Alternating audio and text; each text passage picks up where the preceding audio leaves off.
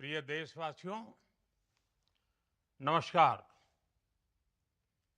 हम सभी ने बीते दिनों में देश का सामर्थ्य और उसका संयम दोनों देखा है।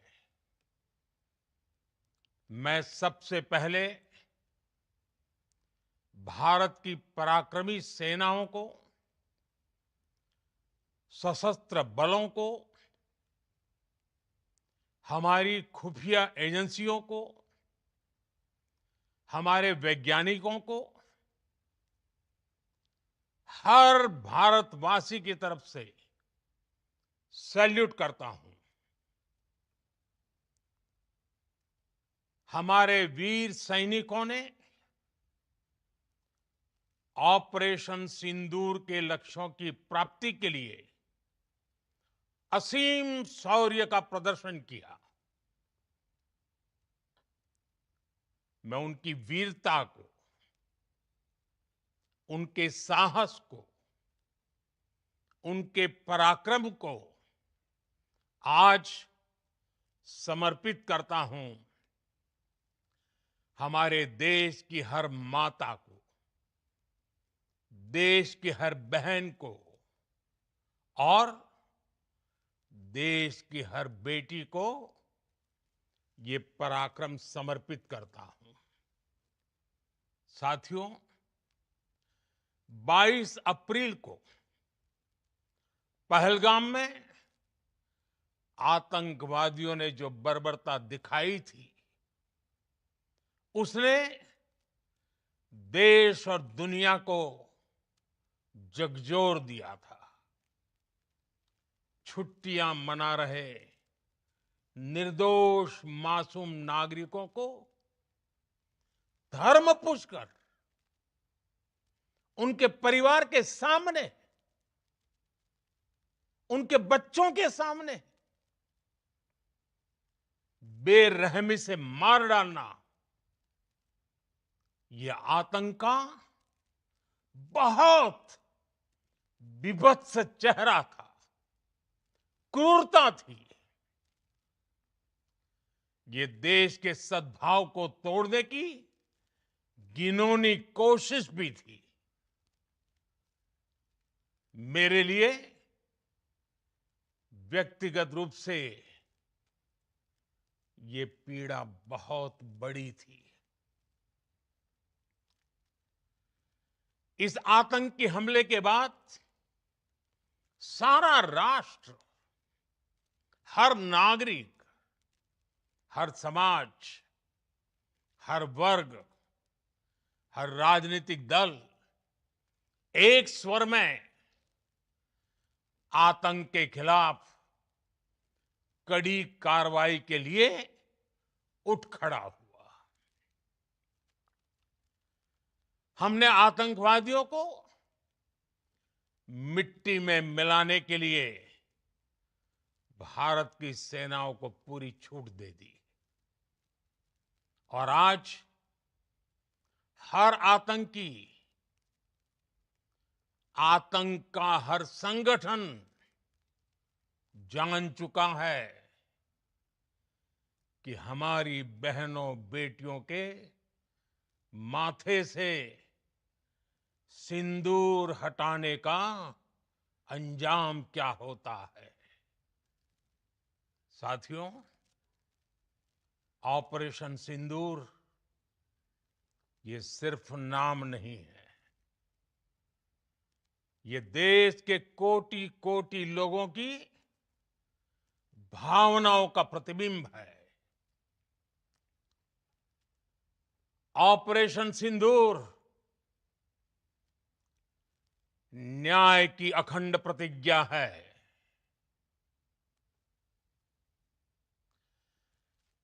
6 मई की देर रात, 7 मई की सुबह पूरी दुनिया ने इस प्रतिज्ञा को परिणाम में बदलते देखा है। भारत की सेनाओं ने पाकिस्तान में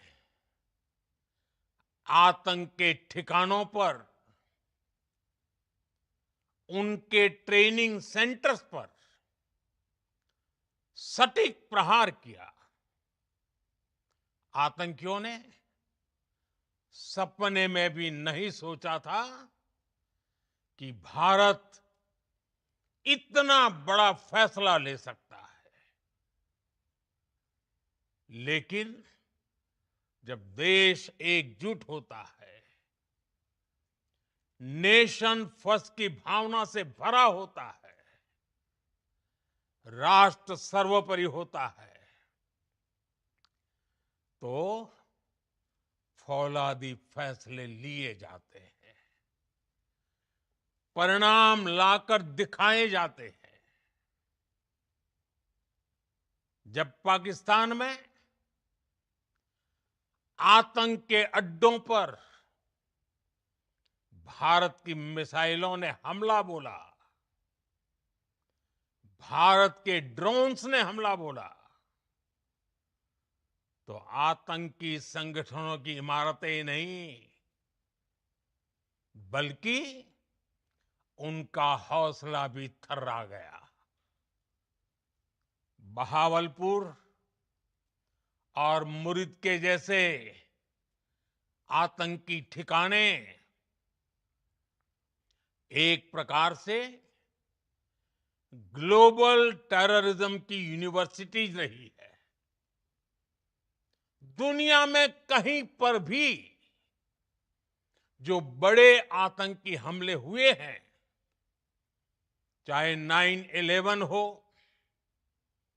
चाहे लंदन ट्यूब बॉम्बिंग हो, या भारत में दशकों से जो बड़े बड़े आतंकी हमले हुए हैं, उन सब के तार कहीं ना कहीं आतंक के इन्हीं ठिकानों से जुड़ते रहे हैं। आतंकियों ने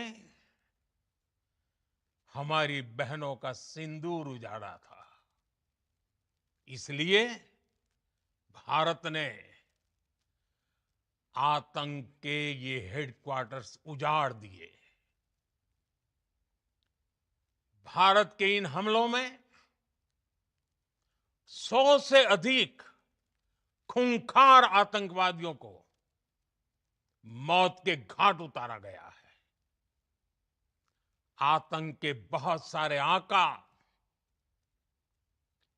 बीते 2.5-3 दशकों से खुलेआम पाकिस्तान में घूम रहे थे, जो भारत के खिलाफ साजिशें करते थे। उन्हें भारत ने एक झटके में खत्म कर दिया। साथियों, भारत की इस कार्रवाई से पाकिस्तान घोर निराशा में गिर गया था, हताशा में गिर गया था, बौखला गया था। और इसी बौखलाहट में उसने एक और दुस्साहस किया। आतंक पर भारत की कार्रवाई का साथ देने के बजाय पाकिस्तान ने भारत पर ही हमला करना शुरू कर दिया। पाकिस्तान ने हमारे स्कूलों, कॉलेजों को, गुरुद्वारों को, मंदिरों को, सामान्य नागरिकों के घरों को निशाना बनाया। पाकिस्तान ने हमारे सैन्य ठिकानों को निशाना बनाया। लेकिन इसमें भी पाकिस्तान खुद बेनकाब हो गया। दुनिया ने देखा कि कैसे पाकिस्तान के ड्रोन्स, पाकिस्तान की मिसाइलें भारत के सामने तिनके की तरह बिखर गई। भारत के सशक्त एयर डिफेंस सिस्टम ने उन्हें आसमान में ही नष्ट कर दिया। पाकिस्तान की तैयारी सीमा पर वार की थी, लेकिन भारत ने पाकिस्तान के सीने पर वार कर दिया। भारत के ड्रोन्स, भारत की मिसाइलों ने सटीकता के साथ हमला किया। पाकिस्तानी वायुसेना के उन एयरबेस को नुकसान पहुंचाया, जिस पर पाकिस्तान को बहुत घमंड था। भारत ने पहले 3 दिनों में ही पाकिस्तान को इतना तबाह कर दिया, जिसका उसे अंदाजा भी नहीं था। इसलिए भारत की आक्रामक कार्रवाई के बाद पाकिस्तान बचने के रास्ते खोजने लगा। पाकिस्तान दुनिया भर में तनाव कम करने के लिए गुहार लगा रहा था,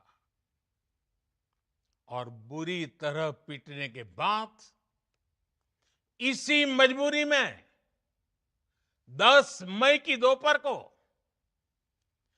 पाकिस्तानी सेना ने हमारे डीजीएमओ को संपर्क किया। तब तक हम आतंकवाद के इंफ्रास्ट्रक्चर को बड़े पैमाने पर तबाह कर चुके थे। आतंकियों को मौत के घाट उतार दिया गया था। पाकिस्तान के सीने में बसाए गए आतंक के अड्डों को हमने खंडहर बना दिया था।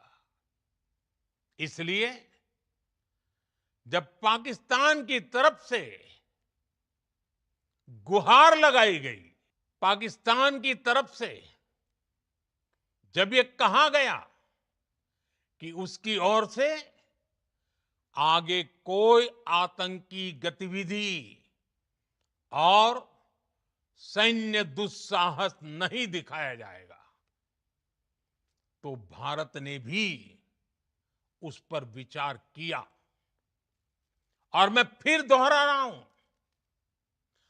हमने पाकिस्तान के आतंकी और सैन्य ठिकानों पर अपनी जवाबी कार्रवाई को अभी सिर्फ स्थगित किया है।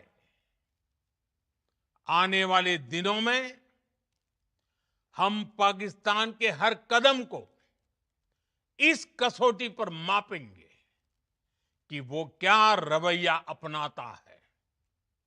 साथियों, भारत की तीनों सेनाएं, हमारी एयरफोर्स, हमारी आर्मी और हमारी नेवी, हमारी border security force BSF, Bharat के अर्धसैनिक बल लगातार अलर्ट पर है।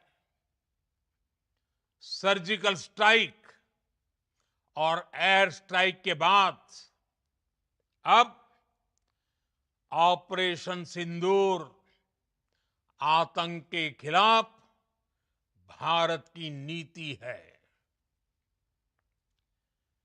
ऑपरेशन सिंदूर ने आतंक के खिलाफ लड़ाई में एक नई लकीर खींच दी है, एक नया पैमाना, न्यू नॉर्मल तय कर दिया है। पहला, भारत पर आतंकी हमला हुआ तो मुंह तोड़ जवाब दिया जाएगा। हम अपने तरीके से, अपनी शर्तों पर जवाब देकर रहेंगे। हर उस जगह जाकर कठोर कार्रवाई करेंगे जहां से आतंक की जड़ें निकलती हैं। दूसरा, कोई भी न्यूक्लियर ब्लैकमेल भारत नहीं सहेगा। न्यूक्लियर ब्लैकमेल की आड़ में पनप रहे आतंकी ठिकानों पर भारत सटीक और निर्णायक प्रहार करेगा। तीसरा, हम आतंक की सरपरस्त सरकार और आतंक के आकाओं को अलग अलग नहीं देखेंगे। ऑपरेशन सिंदूर के दौरान दुनिया ने पाकिस्तान का वो घिनौना सच फिर देखा है, जब मारे गए आतंकियों को विदाई देने पाकिस्तानी सेना के बड़े बड़े अफसर उमड़ पड़े। स्टेट स्पॉन्सर्ड टेररिज्म का ये बहुत बड़ा सबूत है। हम भारत और अपने नागरिकों को किसी भी खतरे से बचाने के लिए लगातार निर्णायक कदम उठाते रहेंगे। साथियों, युद्ध के मैदान पर हमने हर बार पाकिस्तान को धूल चटाई है और इस बार ऑपरेशन सिंदूर ने नया आयाम जोड़ा है। हमने रेगिस्तानों और पहाड़ों में अपनी क्षमता का शानदार प्रदर्शन किया और साथ ही न्यू एज वॉरफेयर में भी अपनी श्रेष्ठता सिद्ध की। इस ऑपरेशन के दौरान हमारे मेड इन इंडिया हथियारों की प्रामाणिकता सिद्ध हुई। आज दुनिया देख रही है 21वीं सदी के वॉरफेयर में made in India defence equipments, इसका समय आ चुका है। साथियों, हर प्रकार के आतंकवाद के खिलाफ हम सभी का एकजुट रहना, हमारी एकता हमारी सबसे बड़ी शक्ति है। निश्चित तौर पर ये युग युद्ध का नहीं है, लेकिन ये युग आतंकवाद का भी नहीं है। टेररिज्म के खिलाफ जीरो टॉलरेंस, ये एक बेहतर दुनिया की गारंटी है। साथियों, पाकिस्तानी फौज, पाकिस्तान की सरकार जिस तरह आतंकवाद को खाद पानी दे रहे हैं, वो एक दिन पाकिस्तान को ही समाप्त कर देगा। पाकिस्तान को अगर बचना है तो उसे अपने टेरर इंफ्रास्ट्रक्चर का सफाया करना ही होगा। इसके अलावा शांति का कोई रास्ता नहीं है। भारत का मत एकदम स्पष्ट है। टेरर और टॉक एक साथ नहीं हो सकते। टेरर और ट्रेड एक साथ नहीं चल सकते और पानी और खून भी एक साथ नहीं बह सकता। मैं आज विश्व समुदाय को भी कहूंगा, हमारी घोषित नीति रही है अगर पाकिस्तान से बात होगी तो टेररिज्म पर ही होगी। अगर पाकिस्तान से बात होगी तो पाक ऑक्युपाइड कश्मीर पीओके उस पर ही होगी। प्रिय देशवासियों, आज बुद्ध पूर्णिमा है। भगवान बुद्ध ने हमें शांति का रास्ता दिखाया है। शांति का मार्ग भी शक्ति से होकर जाता है।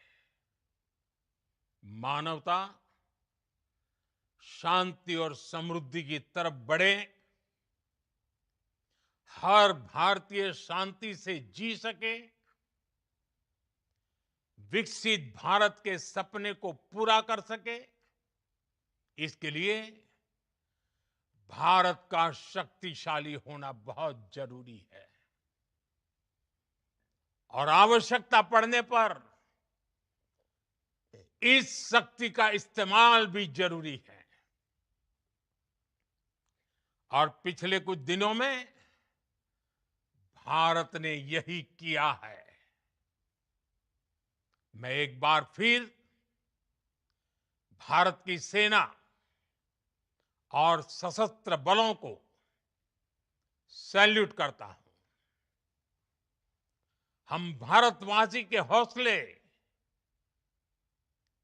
हर भारतवासी का एकजुटता का शपथ, संकल्प, मैं उसे नमन करता हूं। बहुत बहुत धन्यवाद। भारत माता की जय। भारत माता की जय। भारत माता की जय।